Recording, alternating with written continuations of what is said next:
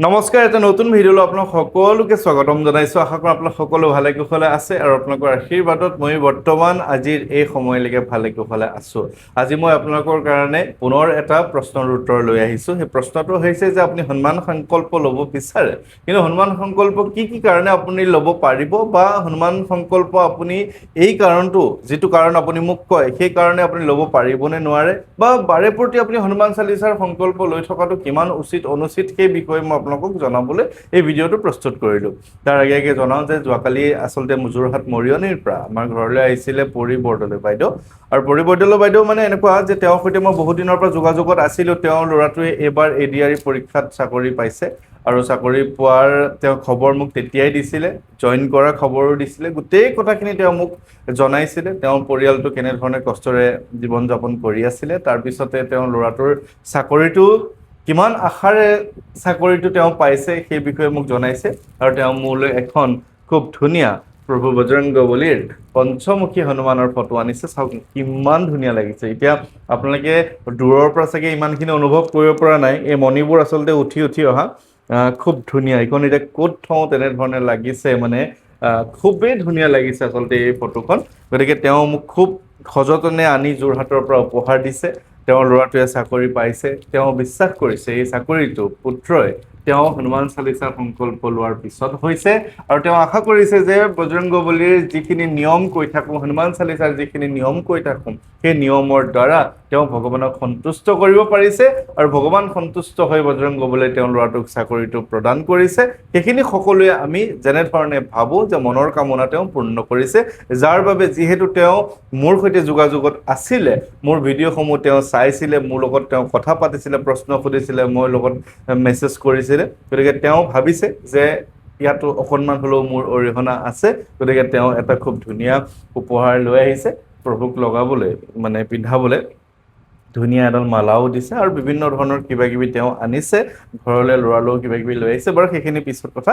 এতিয়া কথা হ'ল যে হনুমান চালিচাৰ সংকল্প আপুনি মন গ'লে লোৱা বিষয় হয় জানো? যে আপুনি কি কাৰণত ল'ব? আপুনি আজি গাটো অকণমান বেয়া লাগিছে, জ্বৰ হৈছে, হনুমান চালিচাৰ সংকল্পৰ ভিডিঅ' এটা দেখিছে, জ্বৰ ভাল হ'বলৈ হনুমান চালিচাৰ সংকল্প লৈছে। এইটো কিমান উচিত? হনুমান চালিচাৰ সংকল্প হৈছে আপুনি আৰু প্ৰভু বজৰংগবলীৰ মাজত এটা সুসম্পৰ্ক।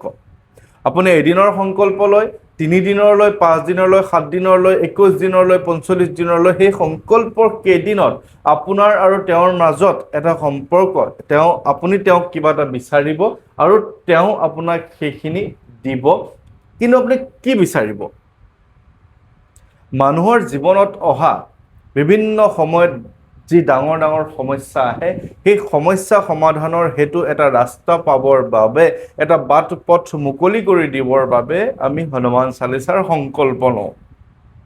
এয়া প্ৰয়োজন হ'লে আপোনাৰ বেমাৰৰ বাবেই হওক, যে এটা ডাঙৰ বেমাৰ হৈছে, সেই বেমাৰটোত আপুনি কি কৰিব কি নকৰিব কিছুমান কনফিউজত আছে। উদ্ধাৰৰ বাবে, বেমাৰৰ চিকিৎসাৰ বাবে কোনখন হস্পিটেলত যাব, কিবা এটা তেওঁ আপোনাক উত্তৰ দিব লাগে, ভাল সমাধান দিব লাগে। আপোনাৰ চাকৰিটোত ডাঙৰ এটা সমস্যা বিপদ আহি পৰিছে, আপোনাৰ জীৱনত টকা পইচাক লৈ ডাঙৰ এটা সমস্যা আহি পৰিছে, বা আপোনাৰ পাৰিবাৰিক সম্পৰ্কৰ মাজত বিবাহৰ ক্ষেত্ৰত আপোনাৰ ল'ৰা ছোৱালীৰ ডাঙৰ কিবা এটা সমস্যা হৈছে, মুঠতে কিবা এটা এনে সমস্যা হৈছে যিটো আপুনি ভাবিছে যে তেওঁ আপোনাক উদ্ধাৰ কৰিব পাৰিব। তেতিয়াহে আপুনি হনুমান চালিচাৰ সংকল্প ল'ব।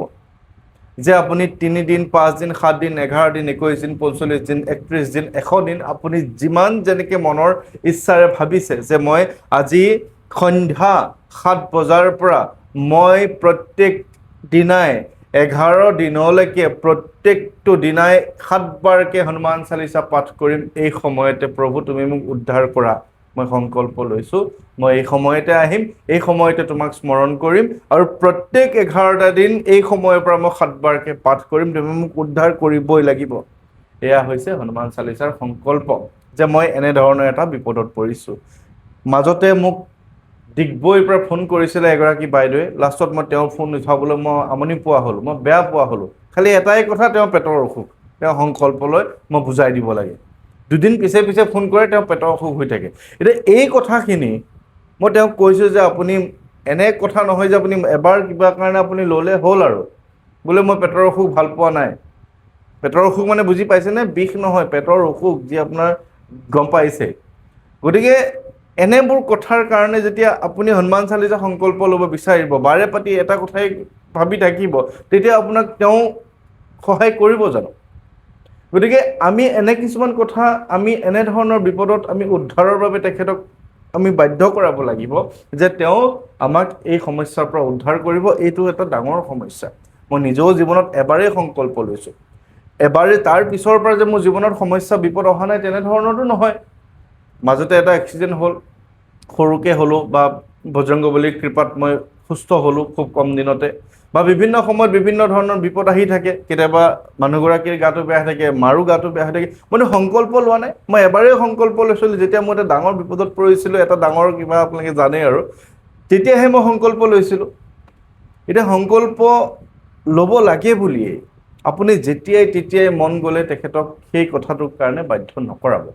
আপুনি জানে যে এইটো এটা ডাঙৰ সমস্যা হৈছে, তেতিয়াহে আপুনি সংকল্প লওক যাতে তেওঁ আপোনাক উদ্ধাৰ কৰিবলৈ আপোনাৰ ওচৰলৈ আহে। আৰু এই কথাটো আপুনি বিশ্বাস ৰাখক, তেওঁ আপোনাক উদ্ধাৰ কৰিবই। আৰু সংকল্প লোৱাৰ সময়ত এই কথাটো মনলৈ কেতিয়াও নানিব যে তেওঁ উদ্ধাৰ কৰিব জানো, মই বিপদত উদ্ধাৰ পাম জানো, পাঠ কৰি থাকোঁতে মোৰ 3বাৰ হ'লনে, 4বাৰ হ'লনে, 5বাৰ হ'লনে, এনেধৰণৰ প্ৰশ্ন মনলৈ নানিব যে আৰু এবাৰ পঢ়িলে হ'ল আৰু আজৰি আৰু। এইবিলাক মই আচলতে খুব ঘৰুৱাকৈ কথাখিনি কওঁ, তাৰ বাবে বেয়া নাপাব। যে আপুনি 3বাৰ পাঠ কৰিছে, আপুনি কৈ ল'লে তেওঁ 7বাৰকৈ পাঠ কৰিব, 3বাৰ পাঠ কৰিলে, 4বাৰ পাঠ কৰিলে, আৰু 3বাৰ পাঠ কৰিলে হ'ল আৰু মোৰ ভাগৰ লাগিছে, যেনে তেনে আৰু 3বাৰ হৈ গ'লে আজিৰ দিনটোৰ কাৰণে মই আজৰি হ'ম আৰু সংকল্প। গতিকে এই কথাখিনি মনলৈ নানিব। আপুনি ইমানবাৰহে সংকল্প পাঠ কৰিম বুলি ভাবিব। আপুনি জানে যে আপুনি এবাৰ হনুমান চালিচা পাঠ কৰোঁতে কিমান সময় লাগে, আপুনি কেনেধৰণে পাঠ কৰিছে যে 5 মিনিট লাগিছে, তাৰ মানে আপুনি 11বাৰকৈ পাঠ কৰিলে 5×11=55 মিনিট, মানে প্ৰায় 1 ঘণ্টা সময় লাগিব। মাজত 1 মিনিটকৈ ৰৈ দিলেও আৰু 11 মিনিট ল'ব, মানে মোটামুটি আপোনাৰ 70 মিনিট, মানে 1 ঘণ্টা 10 মিনিট আপোনাৰ লাগিব। এই সময়খিনি আপুনি পাৰিব জানো একেঠাইতে বহি থাকিবলৈ বা একে ঠাইতে? যদি আপুনি নোৱাৰে, আপুনি 3বাৰৰ কাৰণে মনতে ভাবি লওক যে মই 3বাৰহে পাৰিম, মই 3বাৰ পাঠ কৰক। কিন্তু যিটো আপুনি নোৱাৰে, প্ৰথম দিনাই সিদ্ধান্ত ল'ব যে মই নোৱাৰোঁ, মই তেওঁ এবাৰ পঢ়িলেও আপোনাৰ সন্তুষ্ট হ'ব, আপোনাৰ তেওঁ ভক্তিটো চাব, আপোনাৰ ভক্তিটো কিমান তেওঁ সেইটোহে চাব, কেইবাৰ পাঠ কৰিছে সেইটো কথা নাই। এয়া হৈছে একোটা তেখেতৰ সৈতে বেছি সময় থাকিব পৰা, এটা সুসম্পৰ্ক গঢ়ি তুলিব পৰাকৈ একাত্ম হ'ব পৰা একোটা নিয়ম মাথো। এবাৰ পঢ়িও আপুনি তেওঁক সন্তুষ্ট কৰিব পাৰে, 100বাৰ পাঠ কৰিও আপুনি সন্তুষ্ট কৰিব নোৱাৰিব পাৰে। কিন্তু আপোনাৰ কথাটো হ'ল যে আপুনি ভক্তি, আপোনাৰ অন্তৰাত্মাৰ পৰা কি বিচাৰিছে, আপুনি একান্তভাৱে তেওঁক বিচাৰক। আপুনি কোনো ধৰণৰ আমনি পোৱা যেন নেদেখাব, কোনো ধৰণৰ অসুবিধা হোৱা যেন নেদেখাব, আপোনাৰ সংকল্প সিদ্ধি হ'ব। আৰু এইটোও কথা ভাবিব যে আপোনাৰ ধৰি লওক খুব বেছি টকা ধাৰ হৈছে, সেই ধাৰটো আজি 11 দিন সংকল্প লৈ ল'লে আপুনি পটককৈ ধাৰটো কেনেকৈ মৰি যাব? আপুনি ভগৱানক এইটো ক'ব লাগিব যে হে ঈশ্বৰ, মোক এটা ৰাস্তা দেখুওৱা যাতে মই এটা ভাল উপাৰ্জন হয়, মই যাৰ দ্বাৰা মই ধাৰ দিনখিনি মাৰিব পাৰোঁ। আৰু আপোনালোকক মই আৰু এটা কথা কৈ দিওঁ, আপোনালোকে বহুতে মোক ফোন কৰে কেতিয়াবা যে মোৰ আপোনাৰ দৰে ধাৰ হৈছে। মই যিটো প্ৰথম মোৰ পডকাষ্ট আপোনালোকে চাইছিলে, যাৰ দ্বাৰা মোৰ দুখৰ কাহিনীখিনি কৈছিলোঁ, তাত মই এবাৰো কোৱা নাই মোৰ ধাৰ হৈছে বুলি। মোৰ ধাৰ হোৱা নাছিলে, মোৰ হৈছিলে যে অসম চৰকাৰৰ ফালৰ পৰা, মানে ভাৰত চৰকাৰৰ ফালৰ পৰা এটা ডাঙৰ, মোৰ যিহেতু ব্যৱসায় আছে, ব্যৱসায়িক এটা নটিচ আহি গৈছিলে। আৰু সেই সময়খিনিতে মোৰ দোকানৰ বাহিৰৰ যিটো দোকানৰ মানে ডাঙৰ পুৰণা দোকান আছিলতো, মোৰ বহুত ডাঙৰ দোকান আছিলে, গতিকে সেইখিনি মোৰ চৰকাৰে ভাঙি দিছিলে। আৰু মোৰ ওচৰ পাজৰ অলপ মানুহো মোক হিংসা কৰিছিলে সেইখিনি সময়ত। আৰু বিহুৰ সময় আছিলে, সেইখিনি মাৰ্চেণ্টিং সময় আছিলে, যিহেতু মোৰ লোন আছে, লোন মাৰিব লাগিব, বিজনেছ কৰিহে লোনটো মাৰিম। গতিকে সেই কথাটোৰ কাৰণে টেনশ্যন লৈছিলোঁ। আৰু চৰকাৰে যিটো 8.5 লাখ মান টকা এটা ডাঙৰ মোক নটিচ দিছিলে, সেই নটিচটোৰ পৰা উদ্ধাৰ পাবৰ বাবে মই হনুমান চালিচাৰ সংকল্প লৈছিলোঁ। কিন্তু মই কোনো ধৰণৰ ধাৰত পৰি, মই ধাৰ মাৰিব নোৱাৰি, মই বিপদত পৰি আচলতে তেনেধৰণে লোৱা নাছিলোঁ। গতিকে আপোনালোকে এই ধাৰণাটো লৈ নল'ব যে মই, কথাটো বুজিছেই, বহুতে মোক ফোন কৰি প্ৰথমতেই তেনেকেই কৈ লয় যে মই আপোনাৰ দৰে ধাৰত পৰিছোঁ। মইতো ধাৰত পৰা নাছিলোঁ, মোৰ বিপদ এটা হৈছিলে, ডাঙৰ বিপদ, ডাঙৰ সংকট এটা, যিটো ধাৰতকৈও বেছি। যে ধাৰ আপুনি 100 টকা মাৰিলে আপোনাৰ ধাৰটো 100 টকা কমি যাব, কিন্তু মোৰ এটা ডাঙৰ নটিচ দিছিলে, সেইটো ডিমাণ্ড উলিয়াই দিছিলে যে মই ইমানটো টকা ইমান তাৰিখৰ ভিতৰত জমা দিবই লাগে। আৰু সেইটোৱে মোক ভগৱানে উদ্ধাৰ কৰিছিলে। আজিও সেইটো মানে ভগৱানক সেইটোৱে ধন্যবাদ কৰোঁ যে বৰ্তমানলৈকে সেই সমস্যাটো অহা নাই। আৰু ঈশ্বৰক এটাই ক'ম যাতে সেনেধৰণৰ বিপদ আৰু মোৰ লগতে আৰু আপোনালোক কাৰোৰে নাহক। গতিকে সংকল্পৰ কথাখিনি তেনেকুৱা যে আপুনি এটা ডাঙৰ সমস্যা উদ্ধাৰৰ বাবে আপুনি সংকল্প ল'ব আৰু আপোনাৰ সংকল্প সিদ্ধি হ'ব। আপোনাৰ সৰু সুৰা বেমাৰ, জ্বৰ হৈছে, হাতত দুখ পাইছে, কিবা কাৰণে ছাল এৰিছে, এনেধৰণৰ কাৰণে সংকল্প নল'ব। এইবোৰ কৰিলে আপোনাৰ সংকল্প সিদ্ধি নহয় আৰু পিছৰবাৰ সংকল্প ল'লেও আপোনাক তেওঁ সেইখিনি ইমান এটা আপোনাৰ ফালে তেওঁ কৃপা নকৰিবও পাৰে। গতিকে বজৰংগবলীয়ে সকলোকে ভাল পায়, মৰম কৰে।